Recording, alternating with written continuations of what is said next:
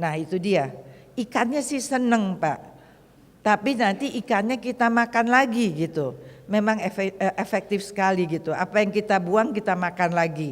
Nah ini barangkali dilarang oleh Pak Wali Kota, digeser menjadi jambandisasi di rumah-rumah. Apa yang terjadi? Kesehatannya baik, kesehatan tanpa intervensi direct kepada kesehatan. Kesehatan di Wayakumbuh mempunyai nilai yang menjadi turun angka penyakitnya. Termasuk saya ingat saya dipaksa waktu itu untuk meminum tap water. Waktu itu baru 10% Pak kalau nggak salah saya. Saya bilang Bapak kalau sampai saya diare saya tuntut Bapak gitu. Ternyata sampai sekarang saya tidak diare Pak. Jadi saya kira benar dan sekarang sudah mencapai hampir 90% lebih ya Pak ya. Dan setiap penjualan kuliner itu harus mempunyai air bersih.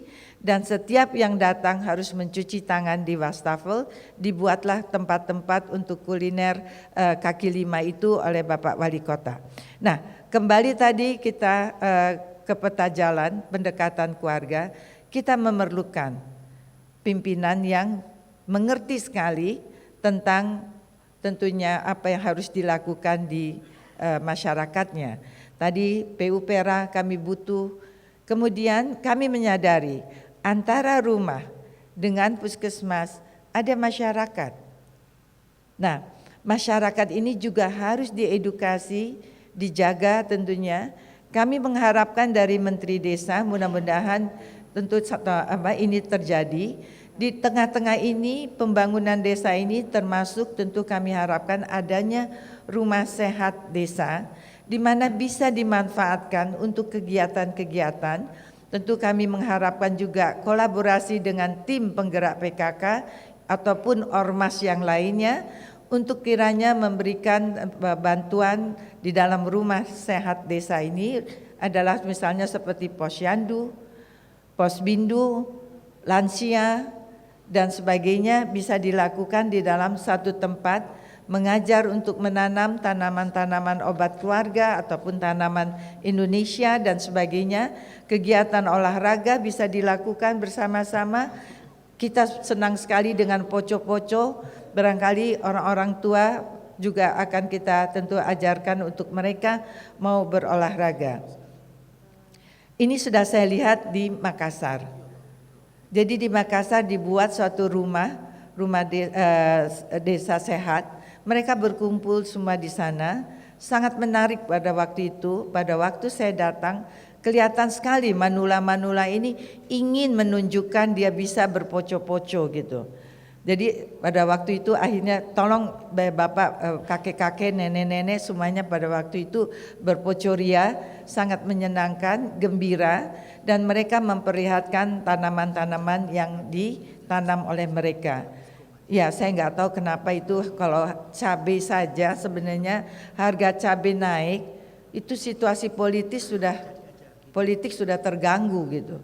Padahal kita bisa nanam sendiri. Nah barangkali ini memang komunitas ini juga perlu kita lakukan untuk kita memperbaiki lingkungan yang bersih. Nah sekarang pada waktu Rakerkesnas, jadi Raker nasionalnya kesehatan, kami sangat bersyukur. Saya mendengar bahwa baru sekali ini Presiden datang ke Rakerkesnas atau Raker untuk kesehatan secara yang nasional. Saya sangat bersyukur karena Bapak Presiden kita pada waktu itu meninggalkan beliau pidato sebenarnya tanpa teks ada 10 akhirnya kita lihat pesan yang dititip oleh beliau. Pertama sekali adalah yang kami lihat dikatakan kita tidak boleh meninggalkan satupun anak dengan kekurangan gizi. Artinya mengangkat gizi sebagai investasi bangsa. Saya kira ini benar. Dan tentu gizi ini tidak akan bisa berdiri sendiri. Tadi penandatanganan ataupun dengan hadirin yang hadir, gizi ini kita harus tetap juga kolaborasi karena banyak sekali faktor di dalam gizi tersebut. Satu misalnya, bagaimana pola asuh. Kalau kita lihat di kota, mungkin pola asuh yang memang pegang peranan. Tetapi kalau di desa tentu pengetahuan. Nah, disinilah letaknya tadi pimpinan daerah harus melihat heterogenitas dari kemampuan masyarakat kita. Kalau kurang pengetahuan, tentu kita harus mengajarnya. Kalau salah pola asuh, kita menegurnya. Dan kemudian tentu gizi ini juga terkait dengan ketahanan pangan. Ketahanan pangan terkait dengan irigasi dan air. Air mempunyai tentu banyak gradasinya, dari mulai kita perlu air bersih untuk minum, tadi yang saya katakan sampai tap water, tapi juga kita memerlukan air sampai untuk irigasi. Kita perlu ketahanan pangan. Bersyukur rasanya sebenarnya seharusnya kita bersyukur kita inilah negara yang sangat mudah untuk ditumbuhi tanaman, untuk ditumbuhi segala macam yang diperlukan oleh manusia. Ini jangan disia-siakan. Bapak dan Ibu membuang biji buah pepaya saja di rumah, gak lama juga akan tumbuh pohon pepaya. Kalau belum berbuah, daunnya kita makan, bisa kan? Enak kok sayur daun pepaya. Kalau mau kambingnya, katanya daging kambingnya lembek, bungkus sama daun pepaya katanya. Nggak tahu kenapa jadi lembek. Nah, itu ada enzimnya. Nah, kita bisa lihat di sini bahwa kita memang memerlukan bagaimana meningkatkan gizi sebagai investasi bangsa. Beliau kalau membagikan makanan tambahan, pemberian makanan tambahan yang merupakan program kami dalam mengintervensi anak-anak kurang gizi, ibu hamil kekurangan energi kronis, dan kepada anak-anak yang sekarang kurang sarapan pagi, kita memberikan bantuan biskuit. Selalu beliau mengatakan kita perlu bangsa yang kuat untuk 10, 20, 40 tahun kemudian. Saya kira ini benar, daya ungkit gizi ini sangat diperlukan, tapi tidak terlepas dari tadi perilaku. Nah, kita kembali kepada hari ini, perilaku. Perilaku ini memang kita harus ubah dan tidak mudah untuk mengubah mindset masyarakat. Betul, kita harus membantu dengan memberikan tadi akses air bersih dan perilaku sanitasi tentu sangat diperlukan. Baru kemarin saya mendengar ada satu daerah yang dikatakan apa yang dimakan dari yang kuasa kalau dibuang itu tidak boleh. Jadi ditaruh di tanah, dipelihara, dan kemudian itu adalah pemberian. Dari kami dari sisi kesehatan mengatakan itu adalah tentu tidak benar. Bagaimanapun juga yang sudah dimakan namanya juga buang air besar, dibuanglah itu. Jadi jangan dipelihara gitu. Nah, ini kadang-kadang ada yang dipelihara atau memang karena tidak tahu memeliharanya dimasukkan ke kantong plastik, kemudian diul-ul dilempar ke pohon, dan nanti Bapak dan Ibu mengharapkan adanya durian runtuh, yang jatuh adalah plastik itu gitu. Nah, itu betul-betul durian runtuh, betul-betul kita mendapatkan sesuatu yang sangat menakjubkan. Nah, jadi mengapa saya berbicara seperti ini? Akan tentunya kami ini dihilir. Kesehatan adalah dihilir. Segala penyakit bersumber dari perilaku manusia sendiri. Jadi kita bisa melihat, tentu kita bisa melihat adanya penyakit yang kalau terkait air bersih dan sanitasi, nanti diare katanya. Diare ini kadang-kadang dianggap ringan. Tapi hati-hati, pada orang tua sedikit saja diare, jantungnya sudah terganggu.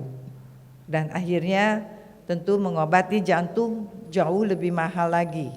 Nah, kita lihat di sini juga air itu sangat diperlukan. Mungkin contoh yang baik yang kami kemarin baru membicarakan dengan DPR, karena jemaah haji kita naik sampai lebih dari 168.000, sekarang mungkin 221.000. Ini udara yang begitu panas, memerlukan jemaah ini betul-betul diperhatikan intake dari air minumnya.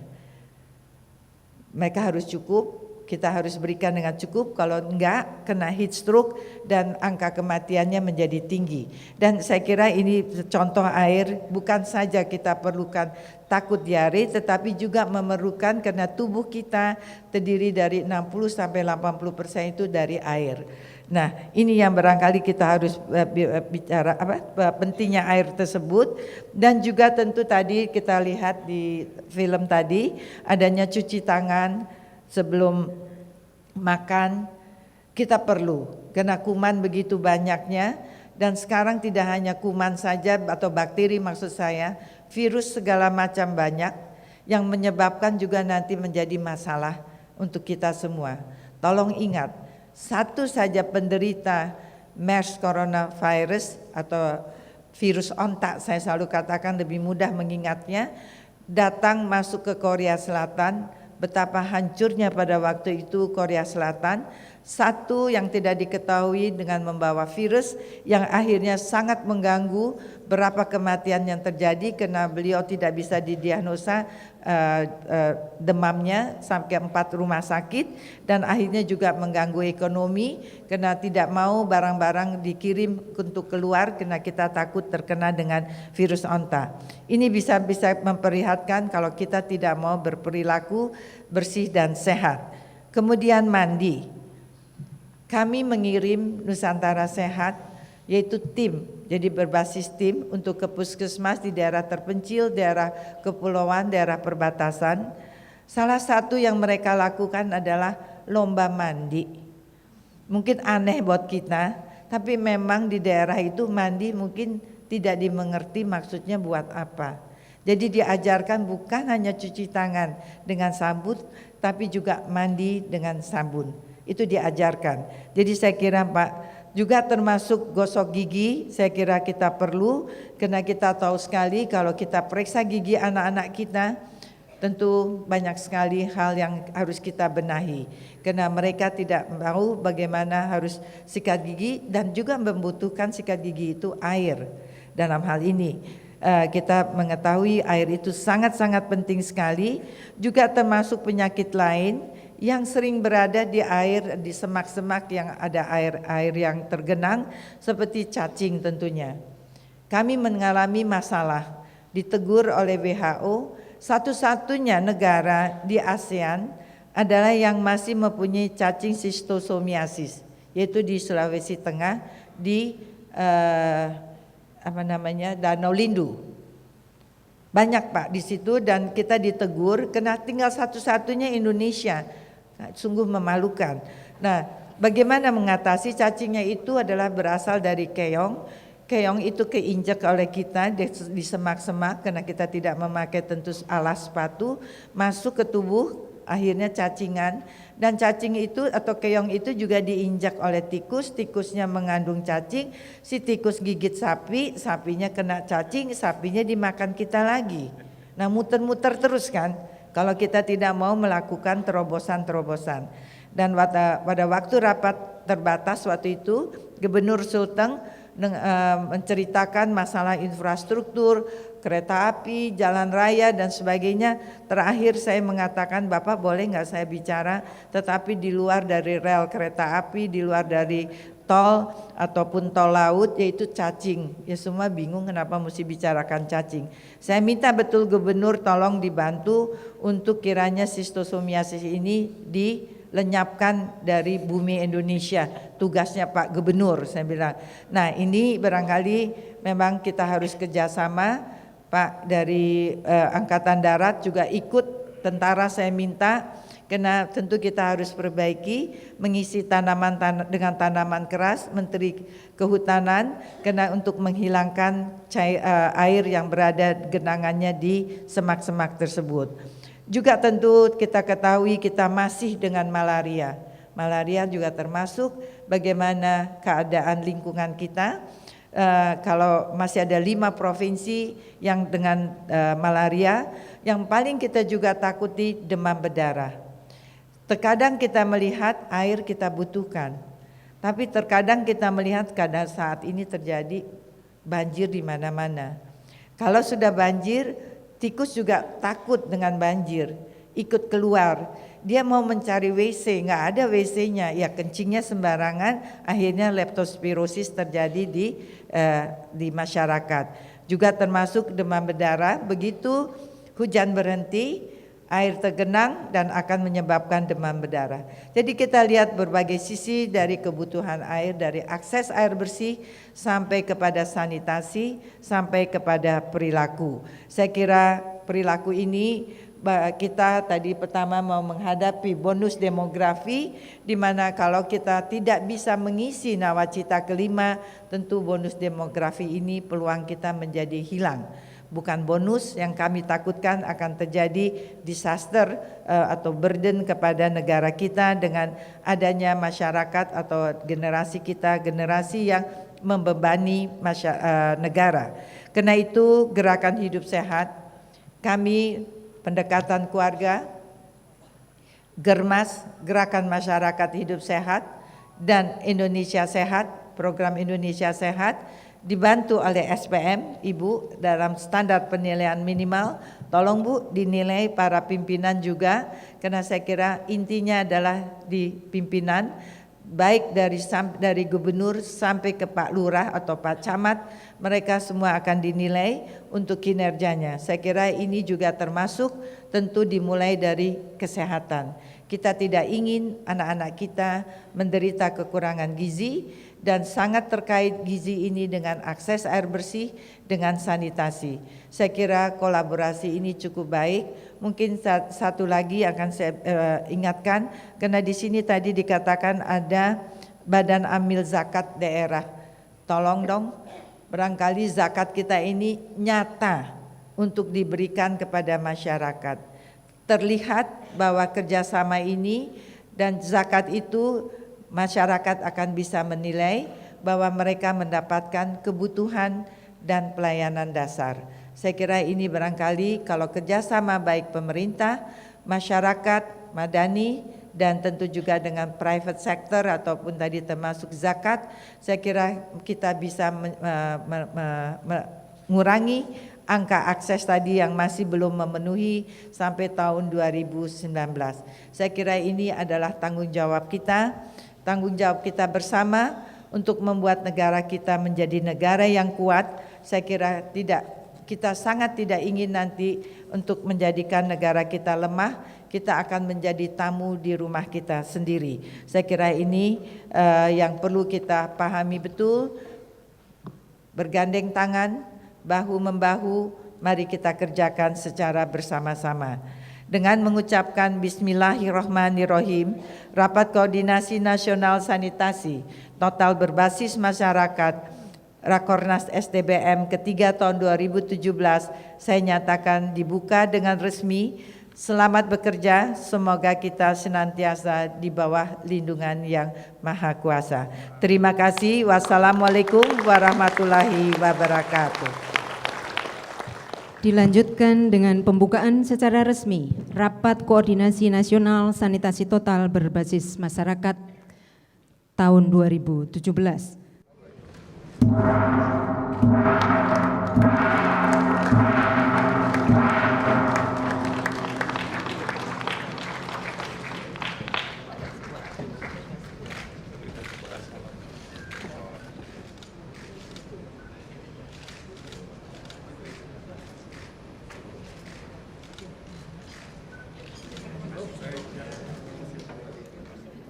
Bapak Ibu hadirin sekalian yang kami hormati, selanjutnya marilah kita bersama-sama melakukan peregangan. Kepada seluruh hadirin dimohon mengikuti instruktur.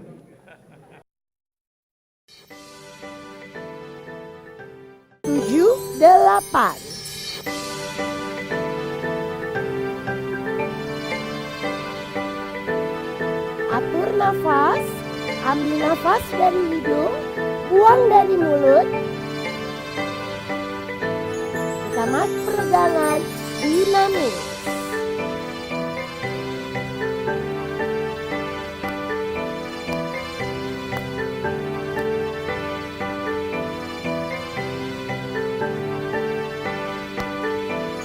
Masuk peregangan statis.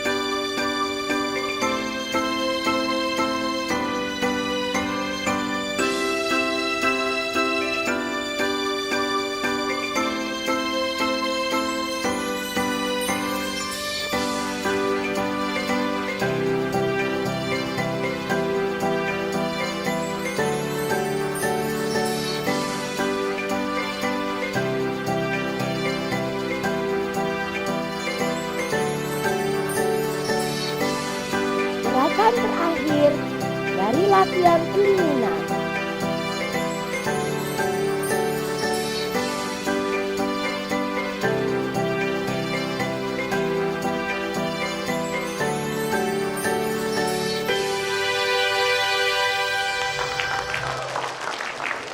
Bapak Ibu hadirin sekalian yang kami hormati, selanjutnya marilah kita ikuti bersama diskusi interaktif antara Menteri Kesehatan Republik Indonesia, Menteri PPN Bappenas atau yang mewakili, Menteri Dalam Negeri atau yang mewakili, Wakil Gubernur Daerah Istimewa Yogyakarta, Wakil Gubernur Jawa Tengah, serta Wali Kota Balikpapan.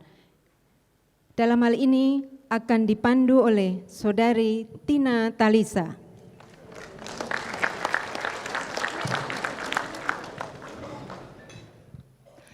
Assalamualaikum warahmatullahi wabarakatuh. Selamat pagi, salam sejahtera. Tampaknya setelah tadi Bu Menkes mengingatkan sehat, bugar, sejahtera, mudah-mudahan kita semakin bugar ditambah dengan peregangan. Saya sedang mengandung 14 minggu, jadi saya pikir tadi mau lanjut senam hamil. Terima kasih Ibu sudah dipandu peregangan. Saya mau bercerita sedikit, saya memiliki latar belakang di bidang kesehatan. S1 saya memang tidak nyambung dengan kemudian profesi saya. Saya lulusan kedokteran gigi di Pajajaran, saya FKG di Unpad, kemudian saya KKN. Saya nggak tahu ya kalau zaman sekarang KKN masih wajib atau tidak, tapi di zaman saya dulu masih wajib. Tahun 2000 saya KKN Bu Menteri, relevan dengan apa yang disampaikan paparan tadi, saya KKN di Kabupaten Garut, tepatnya di Kecamatan Bayongbong, tepatnya lagi di Desa Cintanagara. Waktu itu saya sebagai, padahal nggak anak kota banget perasaannya, saya dari Bandung, kuliah di Jatinangor. Kemudian diantaranya tadi pada saat ada data di tanggamu soal kemampuan pengetahuan menggosok gigi dengan benarnya 0,16%, kira-kira itu juga yang saya temukan pada saat penyuluhan ke sekolah-sekolah. Karena KKN itu digabung dari berbagai fakultas, saya dari FKG datang ke sekolah-sekolah. Ternyata yang saya pikir masyarakat itu udah paham sikat gigi itu ya sehari 2 kali. Ada yang lebih standar lagi, banyak siswa yang tidak paham bahwa sikat gigi itu nggak boleh di-share. Jadi pada saat kami mencari bantuan produk sikat gigi, mereka banyak yang kami minta bawa sikat giginya ke sekolah, itu bentuk sikat giginya kayak sikat kamar mandi, mohon izin. Betul-betul sudah mengembang dan warnanya juga coklat. Saya tanya, ini dipakainya sendirian kan? Enggak, sekeluarga. Saya tanya, kakaknya berapa? Pakai bahasa Sunda ya. Kakak 2, oke. Adik 1, ayah dan ibunya, berarti dipakai berenam satu sikat gigi. Kemudian soal buang air besar sembarangan, itu betul Bu. Jadi ya begitulah gitu ya, di beberapa dusun memang masih ke kolam ikan. Karena menurut mereka efektif, jadi memberi pakan ternak sekaligus. Efektif buat mereka. Tetapi saat itu saya merasa kami pun sebagai calon nakes banyak nggak terlalu paham Bu Menteri. Jadi misalnya saat City Sanitation Summit 2014 saya diminta jadi moderator bulan September waktu itu, saya terkaget-kaget bahwa demikian banyaknya masyarakat Indonesia yang masih buang air besar sembarangan. Sementara kita ngomongin yang gede-gede, kita nunggu MRT beres, kita pengen ada LRT di Jakarta. Tapi urusan yang primer sekali seperti ini, kita tuh banyak banget yang tidak sadar. Bahkan nakes pun banyak yang tidak sadar. Tenaga kesehatan banyak yang mengira bahwa dokter gigi, ya kebetulan saya walaupun tidak dokter gigi, saya punya usaha klinik gigi. Banyak nakes juga yang nggak paham. Jadi pahamnya itu yang kayaknya udah keren-keren penyakitnya. Padahal urusan sederhana seperti ini, seperti sederhana tapi masalah sekali buat Indonesia.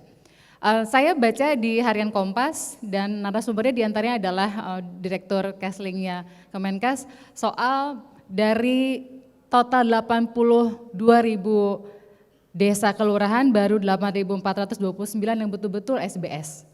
Jadi jangan-jangan desa saat tempat saya KKN tuh masih termasuk yang belum bebas gitu. Jangan-jangan desa tempat saya KKN yang sudah saya tinggalkan 17 tahun lalu belum juga bebas. Dan itu betul bersumber pada perilaku. Jadi memang hari ini kita bicara soal hal yang seperti primer, kita bicara di hotel yang kondisinya baik, tapi kita bicara hal-hal dasar dari masyarakat.